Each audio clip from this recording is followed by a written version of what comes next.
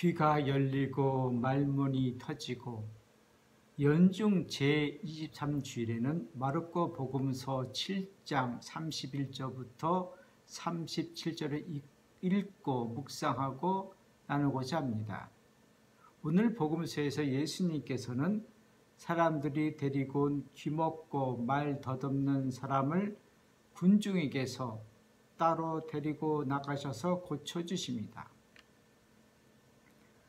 오늘 복음서에서 나오는 이야기는 오직 마르코 복음서에만 나오는 이야기입니다. 성경학자들은 마르코 복음서 전체 661절에서 마테오 복음서의 80%가, 루카 복음서의 65%가 마르코 복음서와 비슷하다고 합니다.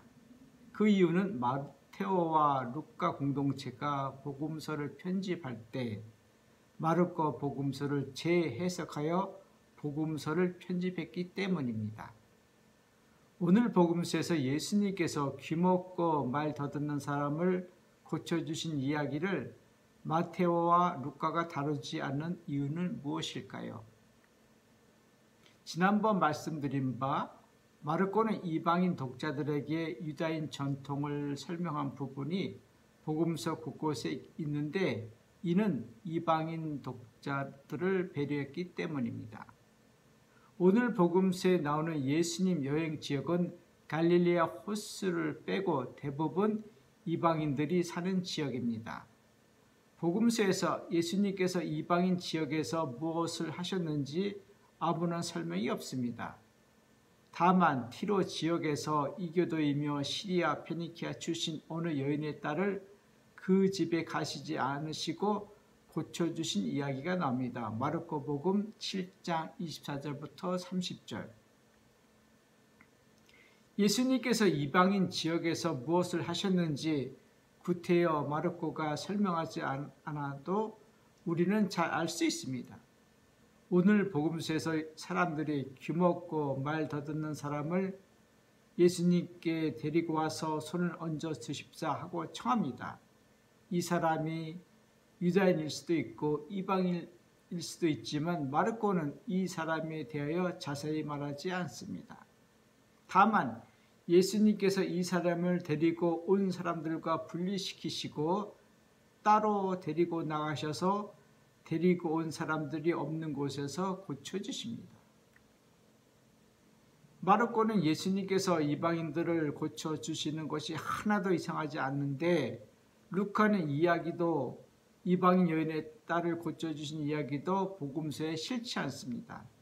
다만 마르코 복음서와 비슷한 이야기를 다룬 마테오는 이방인 여인이 딸을 고쳐달라고 소리를 지르자 나는 오직 이스라엘 집안의 길 잃은 양들에게 파견되었을 뿐이다. 마테오복음 15장 24절. 마르코가 이 말을 들었다면 예수님은 유다인의 하나님이며 또한 이방인들의 하나님이기도 하시다라고 했을 겁니다. 오늘 복음서에서 예수님께서 귀먹고 말 더듬는 사람에게 손가락을 그 사람 두 귀에 넣으시고 침을 발라 그의 혀에 손을 대시는 이야기를 읽으시고 아이고 해게 망측스러워라 라고 하실 필요는 없습니다.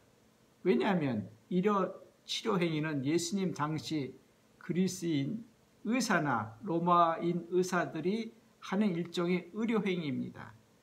요한복음서 9장 6절에도 예수님께서 땅에 침을 뱉고 그것으로 진흙을 개어 소경 눈에 바르신 이야기가 나오는데 마찬가지로 이런 행위 역시 그 당시 의료 행위입니다. 저 역시 어렸을 때 제 몸에 종기나 뾰루지가 나면 어머니께서 침을 발라주신 기억이 있습니다. 어렸을 때 어머니 침이 더럽다고 생각하여 싫어했었는데 싫어하는 것이 서운하셨는지 어머니께서는 막내야 너 어렸을 적 내가 음식을 씹어서 너를 먹였단다. 그때는 맛있다고 잘만 받아 먹더만 시간이 흐르고 어느 책에서 침에는 살균 작용을 하는 물질이 있다는 것을 알게 되었습니다. 철없던 시절 어머니께 서운한 말씀을 드린 것이 후회되어 어느 날 엄마 제 등이 가려워요. 뾰루지가 났나 봐요. 엄마 침 좀 발라주세요. 어머니께서는 씩 웃으시면서 제 등에 침을 발라주셨지요. 엄마 조금만 발라주시지 마시고 흠뻑 발라주세요. 오늘 복음서에서 예수님께서 귀먹고 말 더듬는 사람들에게 하신 행위는 여느 그리스나 로마 의사들이 행했던 의료 행위와 다른 차원의 행동이십니다. 그리고 전혀 해게 망측스러운 것이 아닙니다.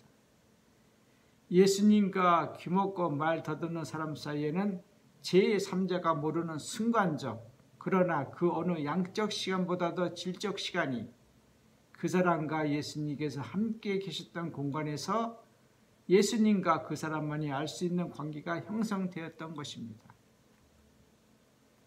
예수님의 관계적 사랑은 전체성과 개별성의 두 측면이 있습니다. 오늘 복음서에서 예수님께서는 귀먹고 말 더듬는 사람을 군중에서 따로 데리고 나가십니다. 예수님께서 보리빵과 물고기로 수많은 사람들을 배불리 먹이신 것은 전체적 관계로 이루어진 것이지만 귀먹고 말 더듬는 사람을 군중과 분리하여 따로 데리고 나가시어 고쳐주신 것은 개별적 관계로 이루어진 것입니다. 오늘 복음서에서 예수님께서 사람들 보는 앞에서 귀먹고 말 더듬는 사람 두 귀에 손가락을 넣으시고 침을 발라 혀에 손을 대신다면 사람들이 수근수근 거렸을 겁니다. 귀먹고 말을 더듬는 사람은 속으로 또는 겉으로 지금 뭐 하시는 겁니까? 다른 의사가 하는 것처럼 하시지 마시고 말씀으로 고쳐주세요 했을 겁니다. 그 사람은 하혈병을 앓았던 여인이 수많은 의사들을 찾았던 것처럼 수많은 의사들에게 귀먹고 말 더듬는 것을 고쳐달라고 했을 겁니다. 성당이나 예배당에서 공동체와 더불어 전례나 예배 드리다 보면 성령께서 활동하시어 나의 마음을 움직여 눈물이 날 때 다른 사람들의 이목과 시선을 의식해 억지로 참는 경우가 있습니다. 전체적 공동체가 일치된 전례나 예배를 드리지 못하면 내가 하나님께 가는데 역시 방해가 됩니다. 오늘 복음서를 통하여 나누고 싶은 것은 예수님의 보편적 전체적 관계는 모든 사람들과 이루어져 있지만 예수님께서는 어느 공간, 어느 시간 안에서 나와 개인적, 개별적 관계를 맺기 원하신다는 것입니다.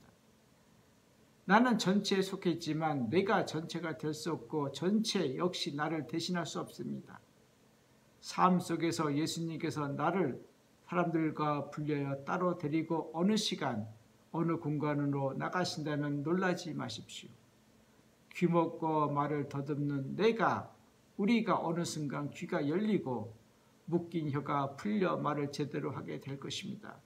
그 귀로 성령께서 말씀하시는 것을 듣게 되시고 내 혀가 아닌 불과 같은 성령의 혀로 말씀을 하시게 될 겁니다. 고맙습니다.